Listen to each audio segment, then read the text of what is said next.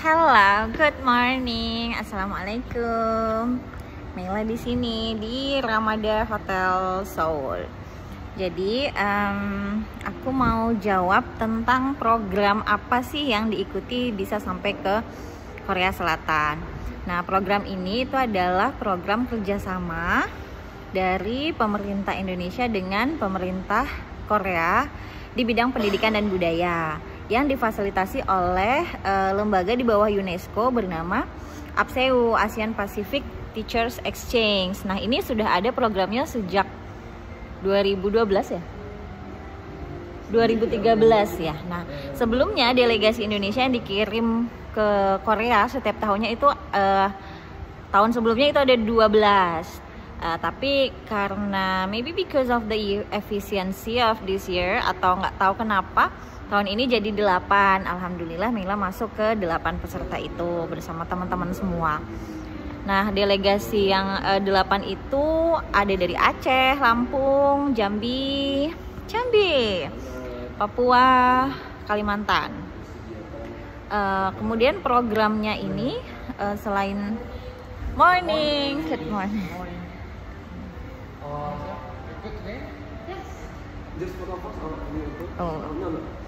Terus programnya ini ngapain? Program ini adalah program belajar, ada international conference-nya, ada kemudian ada apa lagi ya? Ada kok ngeblank? Brian Folk. Ada juga mengajar, nah itu yang utama. Kemudian kita tampil traditional performance, cultural performance, and then our government asked us to make a book chapter, to write some book chapter yang ISBN-nya akan dipublish oleh pihak government Indonesia. Good morning. Good morning. And seleksinya bagaimana? Seleksinya itu kita sudah dari awal tahun, bukan awal tahun sih, April, Mei, Februari kayaknya, Maret. Pokoknya sebelum aku berangkat umroh itu Maret, aku udah submit bahan untuk tahap awal. Jadi seleksinya ada 2 tahap.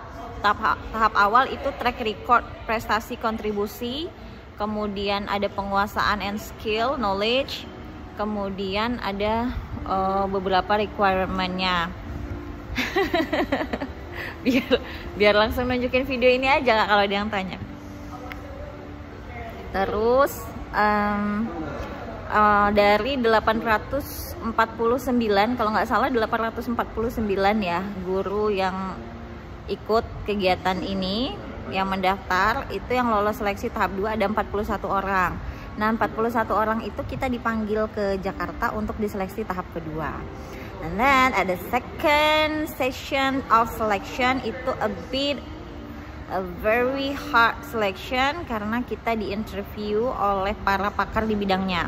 Di antaranya adalah tes psikologi, kemudian behavioral test, case study, and English of course. Bahasa Inggrisnya itu dites written maupun speaking. And then apalagi ya, kemampuan penguasaan budaya tradisional, kemampuan penguasaan budaya lokal gitu. Nah, aku rasa aku itu lulus karena yang pertama, of course, because of English. Sebenarnya bahasa Inggrisku itu tidak terlalu bagus ya teman-teman ya. Jadi ada beberapa teman-temanku dari jurusan bahasa Inggris itu sering sekali memperbaiki, mengoreksi, kemudian memberikan saran gini. Tapi menjadi nilai tambah ketika I'm not from English major, S1, S2 aku bukan dari bahasa Inggris, S1 bahasa Indonesia pendidikan, S2 teknologi pendidikan. Jadi I don't take a formal English major. Tidak ada sekalipun track record aku pernah belajar, tapi dengan percaya dirinya aku always practice gitu. Jadi kalau misalnya memang ada yang salah, kayak ini misalnya lagi sama Kak Jill, beliau tuh jago banget tuh, udah. Halo Kak Jill, say hi. Hai. Ini dengan siapa ini? Ini aku lagi buat video aja. Oke, selamat buat Thank you. Temannya Mela. Iya. Mela, such a good teacher. Amin. Great teacher. Amin. Great roommate. Great on everything. Apa ya, great everything. Oke.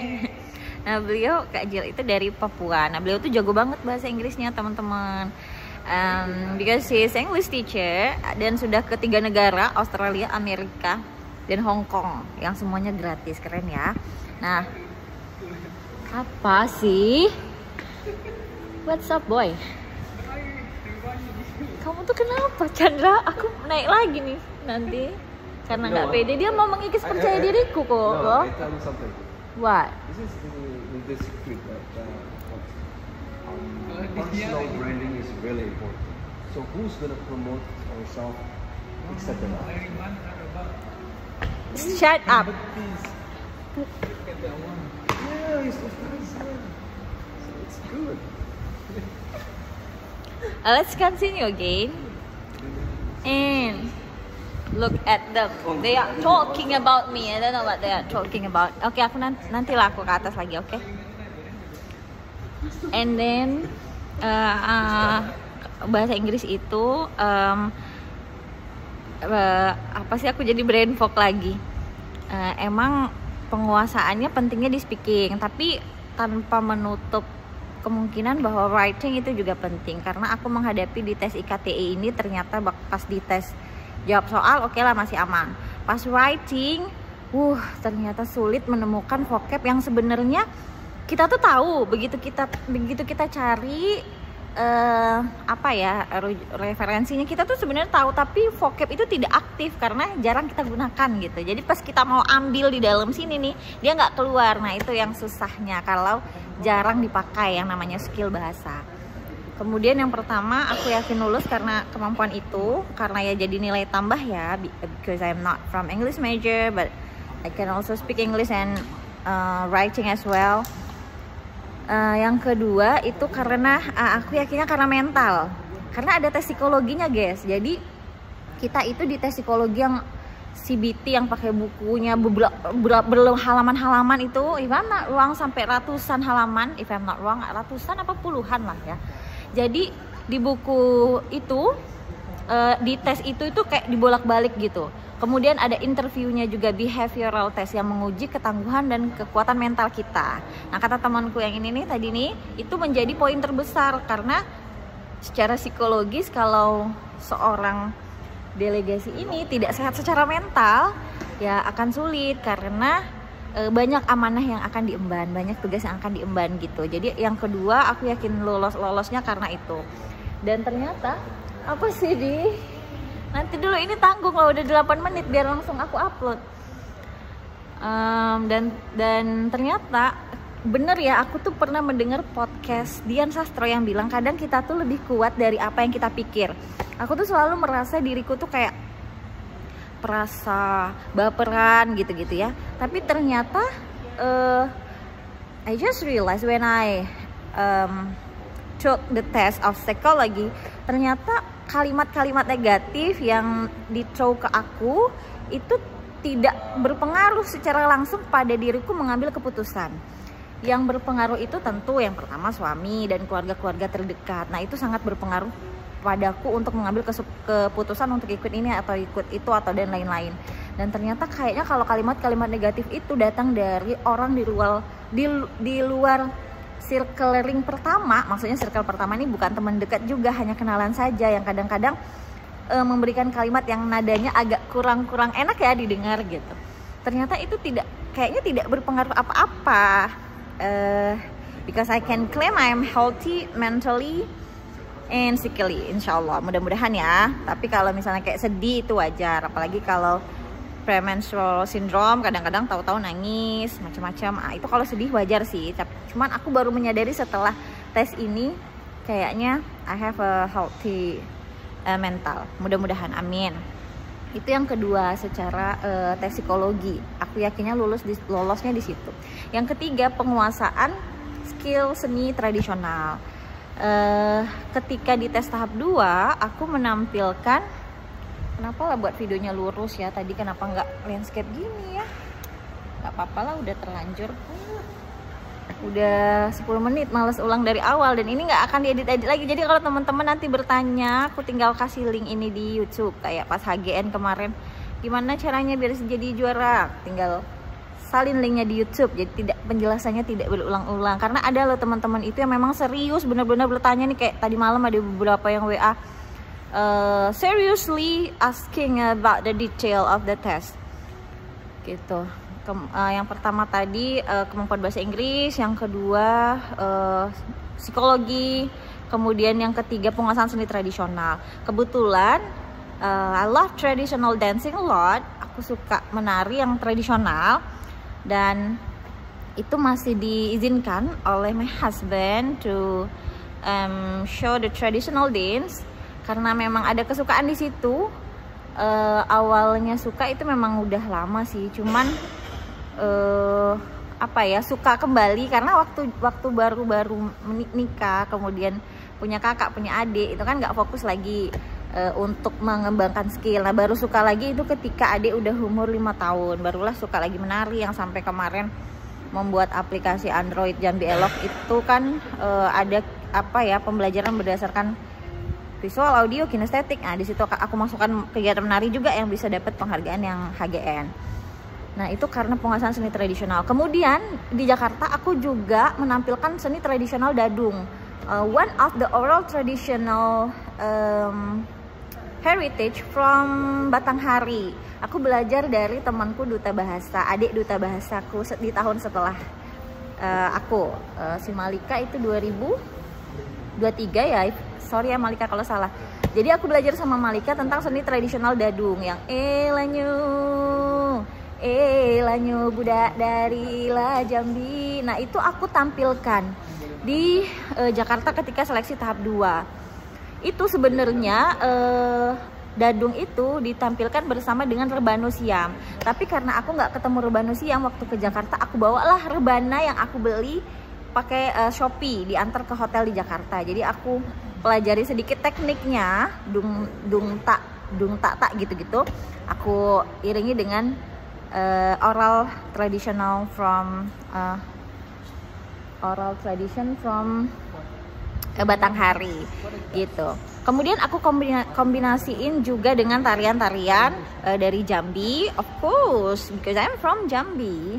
Nah, ini batik Jambi nih anyway guys. Ini batik Jambi as my identity, where I come from.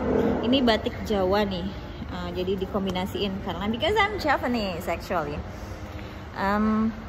Kemudian yang setelah penguasaan seni tradisional, yang keempat, aku yakinnya lulus karena track record prestasi dan karya.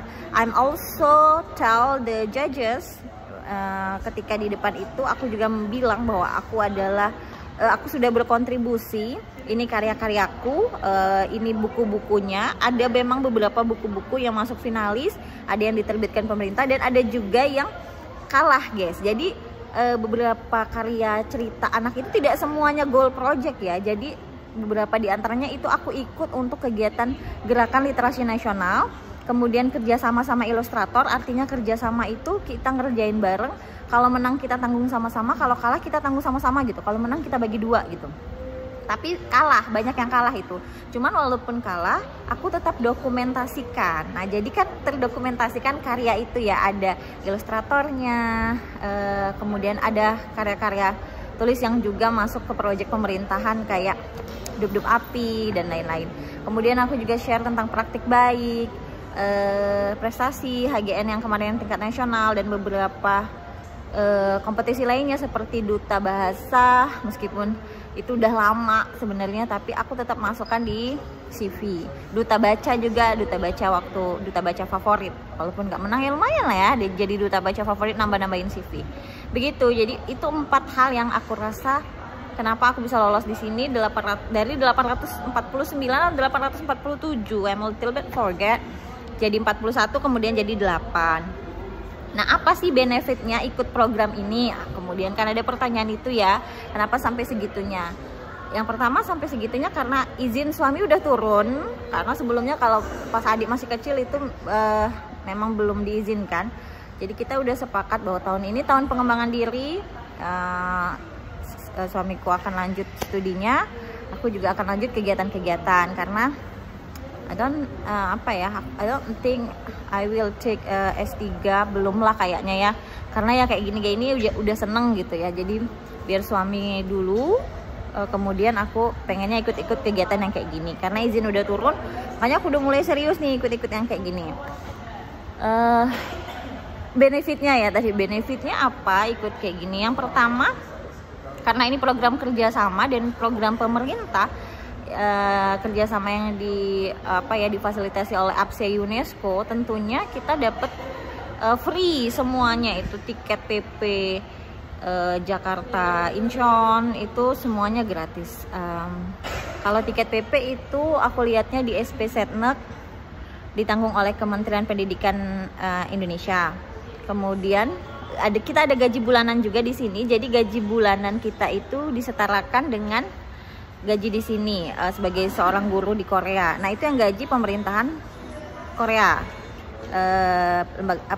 Kementerian Pendidikan Republik of Korea. Kemudian kita juga dapat living allowance. Accommodation itu ditanggung oleh APSE UNESCO gitu. Adalah uang saku sedikit ya dari kementerian, lumayan lah ya, cukupin, alhamdulillah gitu. Nah, benefit lainnya tentu adalah pengembangan diri, karena tidak semua orang yang bekerja itu pengen jabatan struktural, tapi ada yang bahagia dengan kegiatan-kegiatan kayak gini. Tapi nanti kita pulang ya kita tetap mengajar as usual, tetap melakukan hal-hal yang kita sukai gitu. Jadi kayak gini tuh kayak kayak aktualisasi diri, hiburan. I love teaching a lot, tapi melakukan hal yang sama, mengajar udah 10 tahun masa kerja guys, terus gagal mutasi juga, karena tahun ini aku udah 10 tahun masa kerja, aku mengajukan mutasi tapi masih gagal. It's okay, tidak semua di hidup kita harus berhasil ya, tidak semua part dalam hidup kita harus berhasil. Gak apa-apa, mungkin inilah Allah mau kasih hiburan. Belum bisa mutasi Mila, tapi ada hadiah yang indah. Apalagi waktu baru lulus itu suamiku bilang pas di sholat itu dilisankan ketika berdoa, bersyukur gitu, tahun ini kami beberapa hal bisa tercapai, diantaranya adalah salah satunya adalah aku bisa lolos program ini gitu. Jadi dibanggain di doa itu adalah another level of happiness. Kemudian yang membuat senang lagi, memang sih ini programnya agak cukup lama ya, 89 hari. Tapi tadi malam itu kakak pas teleponan bilang, Bunda, kawan-kawan kakak pada bilang, Bunda kok ke Korea ya, ke Korea gitu. Bundanya ke Korea gitu ya, kayak ya mungkin karena Korean Wave, jadi kayak Korea itu kan bagi anak-anak pra ABG keren gitu ya. Jadi dibanggain kakak dan adik, dibanggain oleh suami, dan I believe that my parents and parents-in-law is also proud of me too. Itu adalah another level of happiness ketika people around us show and we know that they are proud of us, proud of me gitu. Jadi itu kebahagiaan tersendiri. Itulah kenapa aku mau ikut program ini. Walaupun memang ada beberapa kalimat-kalimat yang ya biasa lah ya, kok mau ya, kok tega ya, kok begini begitu. Anak-anaknya masih sekolah gitu.